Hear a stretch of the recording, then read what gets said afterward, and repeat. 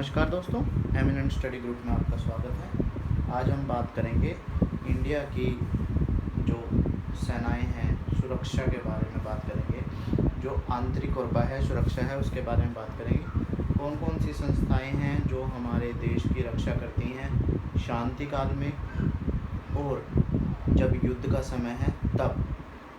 आप अक्सर सुनते होंगे कि एक जो है भारत की सेना है जिसमें आपकी वायु सेना और जल सेना और आपकी जो है स्थल सेना, तीनों तरह की सेनाएं हैं। इसके अलावा आप एक चीज़ और सुनते हैं, पैरामिलिट्री फोर्सेस। अब ये पैरामिलिट्री फोर्सेस क्या हैं और ये कब काम करती हैं? जब हमारे पास आर्मी, नेवी और एयरफोर्स हैं तो हमें इन पैरामिलिट्री फोर्सेस की क्या ज़रूरत पड़ रही है। तो इसको समझेंगे कि कौन सी जो आपकी संस्था है वो क्या काम करेगी। देखिए, बात करते हैं सबसे पहले हम कि जब तक शांति चल रही है, शांति काल मतलब कोई लड़ाई नहीं है, तो भारत और पाकिस्तान का जो बॉर्डर है इसकी सुरक्षा की जिम्मेवारी शांति काल में बॉर्डर सिक्योरिटी फोर्स को दी गई है। यानी यहाँ से लेकर के यहाँ तक का एरिया, इस पूरे एरिया को, और बांग्लादेश के साथ जो हमारी सीमा लगती है उस एरिया को,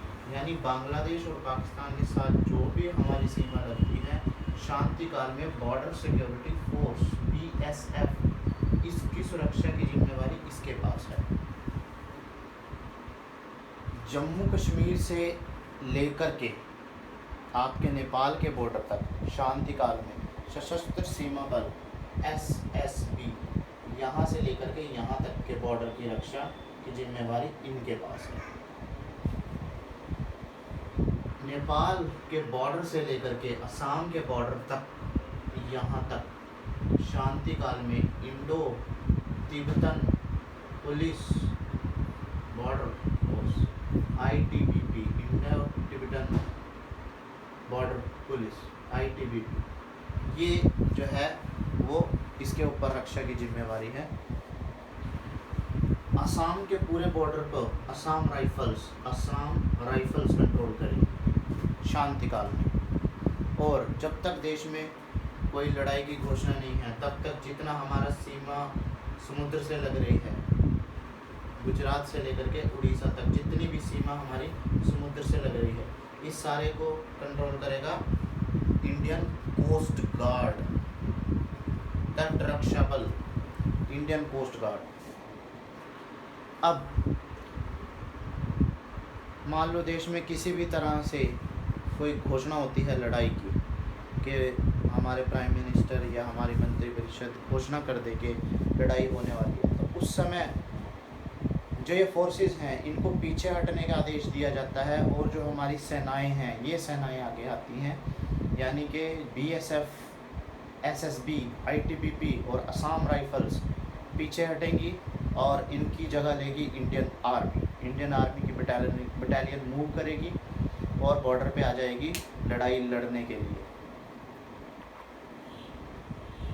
जब लड़ाई नहीं होगी तब ये सब BSF, SSB, ITBP, Assam rifles, coast guard ये सब संभालेंगी और जैसे ही लड़ाई की घोषणा होगी इंडियन आर्मी इनकी जगह ले लेगी।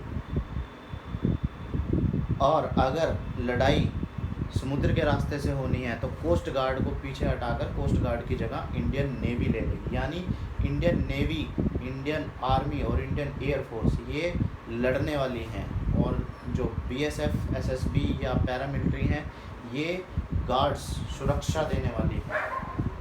ठीक है। अब 3 तरह की सेनाएं होती हैं। यदि स्थल से आक्रमण हो रहा है तो इंडियन आर्मी आएगी, अगर जल से आक्रमण हो रहा है तो भारतीय नेवी आएगी, और अगर वायु के जरिए उनको कंट्रोल करना है तो भारतीय वायु सेना इनको कंट्रोल करेगी। अब यदि लड़ाई में बहुत ज़्यादा हानि हमारे देश को हो रही है और हमारी इंडियन आर्मी कम होती जा रही है तो उसके लिए कुछ बैकअप फोर्सेस तैयार की जाती हैं जिनको NCC बोला जाता है, नेशनल कैडेट कोर। इनको प्रॉपर ट्रेनिंग दी जाती है कुछ टाइम की और इनको ऐसे हालात सिखा दिए जाते हैं जिसमें इंडियन आर्मी के जवान अक्सर रहते हैं। तो यदि हमारी सेनाएं कुछ कम होने लगें तो एमरजेंसी के टाइम पे NCC सर्टिफिकेट जिनके भी पास हैं उन्हें इमरजेंसी बेसिस पे इंडियन आर्मी में भर्ती करके लड़ने के लिए बॉर्डर पे हमारे भेज दिया जाता है। तो यानी ये एक तरह की बैकअप फोर्स है।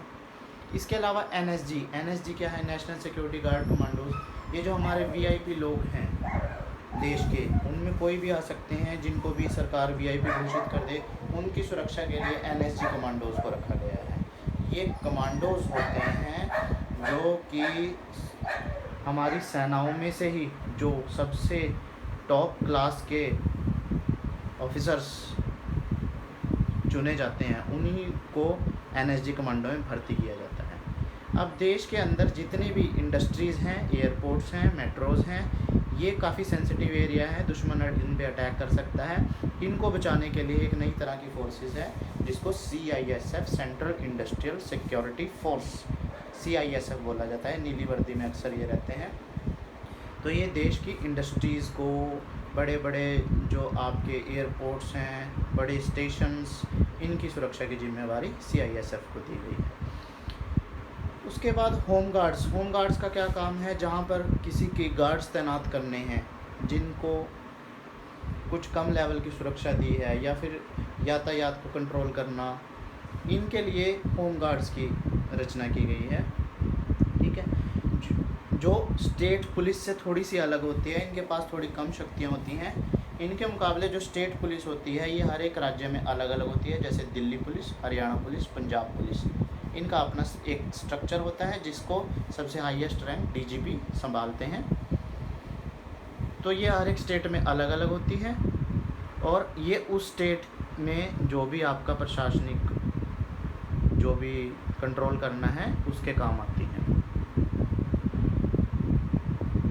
तो कुल मिलाकर हमारे देश में ये जो पैरामिलिट्री फोर्सेस हैं, ये शांति काल में हमारे देश की सुरक्षा के काम में आती हैं, और जो हमारी सेनाएं हैं वो केवल युद्ध के समय बॉर्डर पर आएंगी और उस समय पर देश को युद्ध लड़ेंगी, और जब युद्ध ख़त्म हो जाएगा तो वो अपने अपने जो बटालियंस हैं उनमें वापस आ जाएंगी, और जो हमारी पैरामिलिट्री फोर्सेस हैं वो अपनी सुरक्षा में, अपने देश की सुरक्षा में फिर से तैनात हो जाएंगे। तो दोस्तों, हमारे चैनल के साथ बने रहिए। एमिनेंट स्टडी ग्रुप, आपकी GK की तैयारी हमारी जिम्मेवारी।